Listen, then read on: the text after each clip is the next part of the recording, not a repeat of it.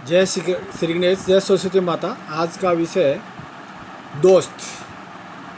दोस्त सच्चा दोस्त हो तो आप ज़िंदगी पार हो सकते हैं, क्योंकि आजकल दोस्ती के नाम से कलंक है। और कहावत है कि सांप का काटा हुए का इलाज है, लेकिन दोस्त के काटे हुए का आज तक कोई इलाज नहीं है। इसके लिए जब कभी भी कोई दोस्त बनाओ, सोच समझ के बनाना चाहिए। दोस्त समलोकामी दोस्त हो, जो वासना के अधीन हो, वैसा दोस्त कभी नहीं रखना चाहिए। जो क्रोध के अधीन हो, वो दोस्त कभी भी आप उसके शिकार हो सकते। जो लोभ के अधीन हो, लोभी मानुस कभी कहीं ना कहीं आपको लालचवश किसी न किसी तरह से आपको फंसा सकता है। जो मोह यानी जो इंसान प्रेमवश किसी के साथ कोई भी काम ये कर सकता है, यानी आपका सत्यानाश कर सकता। मद यानी जो आदमी पैसों का या किसी भी प्रकार का मद यानी अहम दिखाता है, या अपनी अपनी बड़ी बड़ी डींगे हाँकता है, उन डींगों के सामने यदि कोई दोस्त बढ़ाई करता है या आपको ऊंचा चढ़ाता है, तो ऐसे दोस्त कभी नहीं चाहिए। क्योंकि आपके दोस्तों को गिनाने वाला आदमी वही सच्चा दोस्त रहता है। मत्सर यानी जो आप अहम के अधीन होकर कोई भी पाप कर्म करते, उस पाप कर्म में साथ देने वाला दोस्त कभी नहीं होना चाहिए। क्योंकि आपके पाप कर्म को रोकने वाला दोस्त वो हमेशा काम आएगा। उससे तो भला दुश्मनी काम की रहती है। वो दुश्मनी जो आपके धंधे के साथ हो। यदि संभलो धंधा करना हो तो आप धंधे वाले को, अपने जो कॉम्पिटिटिव को, उससे हमेशा दुश्मनी रखो, ताकि वो दुश्मनी आपको ताज़ा रखे, वो आपकी गलतियों को बता सके। क्योंकि दोस्त आपकी गलतियों को कभी नहीं बताएंगा, दुश्मन हमेशा आपकी गलतियों को बताएंगा। यदि आपका धंधे में कमजोरी आ रही है या धंधा कम हो रहा, तो उस समय उस दुश्मन को वापस एक्टिव करो, किसी न किसी प्रकार से किसी के द्वारा गलत बोल करके वो एक्टिव रहेगा, तब तक आपका धंधा मजबूत रहेगा। इसके लिए ऐसे दोस्तों से अच्छा दुश्मन अच्छा है। उसी हिसाब से मैं आपको एक कहानी सुनाता हूँ। एक राजा था। राजा के जो अधिकारी था, जो राजा का सलाहकार था, वो एक ब्राह्मण था। वो सलाहकार होने के साथ साथ राजा की जो कहने के हिसाब से राजा जो भी पूरे दिन भर पाप कर्म करता था, कभी भी अच्छा काम नहीं करता था, वो हमेशा गलत ही काम करता था। लालच वंश, क्रोध वंश, लोभ वंश, मोह वंश, मद और मत्सर वंश, पूरे काम यानी पाप कर्मों में लिप्त रहता था। और वो उस जो सलाहकार को, जो ब्राह्मण सलाहकार था, उसको विपरीत लिखने को बोलता था, ताकि वो विपरीत लिखे, अच्छे कर्म के बारे में लिखे। वो जो राजा गलत करता था उसके विपरीत अच्छाइयाँ लिखे। ऐसा लिखते लिखते उसका पुस्तक बनते गया। और वो सलाहकार ने क्या किया, जिस हिसाब से वो राजा के कर्म गलत थे, वो गलत कर्म घर पे लिखने चालू कर दिए, और जो राजा बोलता था उसके हिसाब से वो लिखते गया। राजा का एक लड़का था, वो राजकुमार, और वो सलाहकार का भी एक लड़का था। वो लड़का दोनों साथ में गुरुकुल में सीखते थे, जिसके लिए उनकी दोस्ती एकदम गाढ़ हो गई। इतनी दोस्ती पक्की होने के बाद जब उनकी शिक्षा पूरी होगी, तो राजा ने उस लड़के का शादी कर दिया, और राजा वह होने के कारण देहावास हो गया।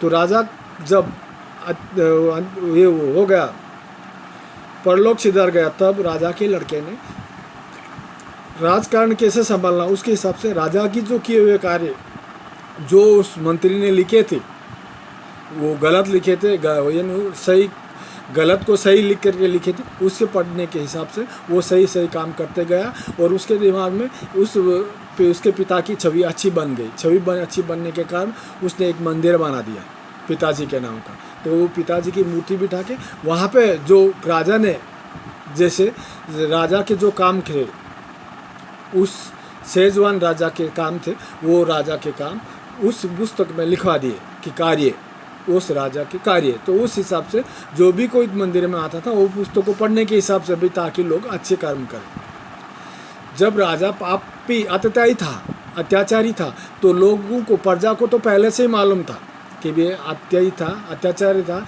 इसकी क्या पुस्तक पढ़े अपन, ये पढ़ने लायक है ही नहीं है। वो पढ़ते ही नहीं थे, ऐसा करते थे। कालांतर के अंदर वो सलाहकार गुजर गया। सलाहकार गुजरने के बाद में जब उसका लड़का था, उसको सलाहकार बनाया, जो राजकुमार का सहपाठी मित्र दोस्त था। जब वो सलाहकार बना, तब वो कार्यकाल अच्छी तरह से करते थे। कालांतर में क्या हुआ, जो सलाहकार के घर में जो उसके पिताजी राजा की सच्ची कहानियाँ लिखते थे, सच कर्तव्य लिखता था, तो वो उस कर्तव्य पढ़ना चालू कर दिया।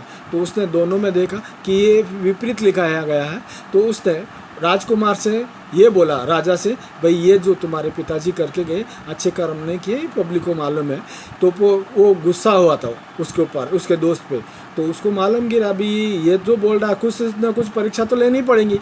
तो वो देखा कि वो जो पुस्तक उसके पिता के बारे में लिखी हुई कोई आके पढ़ता नहीं था। तब उसके दिमाग में आया कि अपन राजा के अपने पिता के बारे में सत्यता को परखना चाहिए। तो वो वेश बदल कर रात को या दिन को कहीं ना कहीं घूमते घूमते वो राजा के बारे में जहाँ जहाँ जो लिखा था, उस जिन जिन के नाम लिखे थे उनके भलाई के लिए उनसे जो जो जिंदे थे उनसे मिलने के बाद में उसको मालूम गिरा कि वो मेरे पिता बहुत आतताई वो पापी थे। इसके लिए उन्होंने जो पुस्तक में लिखा वो विपरीत लिखा हुआ है। तो ऐसा मालूम पड़ने के बाद में उसको क्या ज्ञात हुआ कि जब मेरा वंश ऐसा है, मेरे दादा ऐसे थे, मेरे पिता ऐसे, तो मैं पिता के वंश का ही औलाद हूँ। आज नहीं तो कल मैं भी मद और मत्सर के तहत कुछ गलत करूँगा। इससे अच्छा मैं पहले से ही मैं गलत नहीं करूँ। ऐसा सोचकर उसके दिमाग में आया मैं ये राजपाट छोड़ के जो मेरे आने वाली संतानें ने हो और किसी के ऊपर यानी प्रजा के ऊपर जो पाप कर्म किए अभी उनको पाप कर्म के ऊपर अधीन नहीं होना चाहिए और पाप के भोगी नहीं होने देना चाहिए। इसके लिए उसने सोच कर उसी पत्नी को बोल करके दोनों ने मिलकर संन्यास लेने का विचार किया। जब संन्यास लेने का विचार किया उस समय उनके विचार में यह आया अभी ये गद्दी किसको दें। तो उनको दिमाग में यह आया जो मेरा दोस्त है, सच्चा मित्र, वो पाप और इन दोषों से मुक्त है, वो लोगों के अच्छा कार्य और भलाई का काम करेगा। उसके लिए उस मित्र को राजा बना के गए और उसको शपथ दे मित्रता की वो प्रजा के साथ किसी भी प्रकार का अत्याचार या अनाचार या पाप कर्म नहीं करे।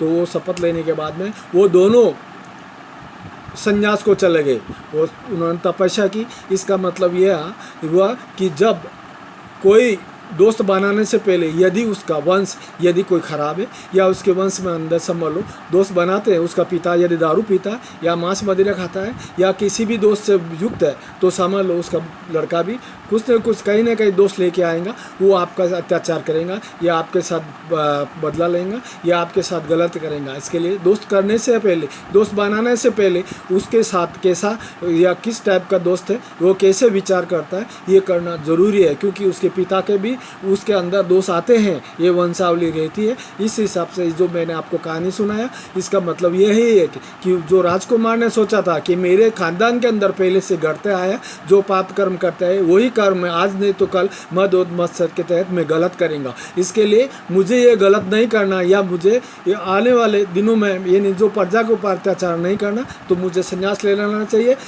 यदि मेरी औलादें होंगी तो वही कुछ जो वंशानुरोग है जो वो पहले आगे से आगे चलता रहेगा। इसके लिए मैं इस रोग को यहीं समाप्त कर दूं। इसके लिए उसने संन्यास लिया। मेरे भाइयों, कोई भी दोस्त करने से पहले सोच समझ के दोस्त बनाना चाहिए। ये वीडियो सबको शेयर करें, सब्सक्राइब करें और लाइक करें। जय श्री राम।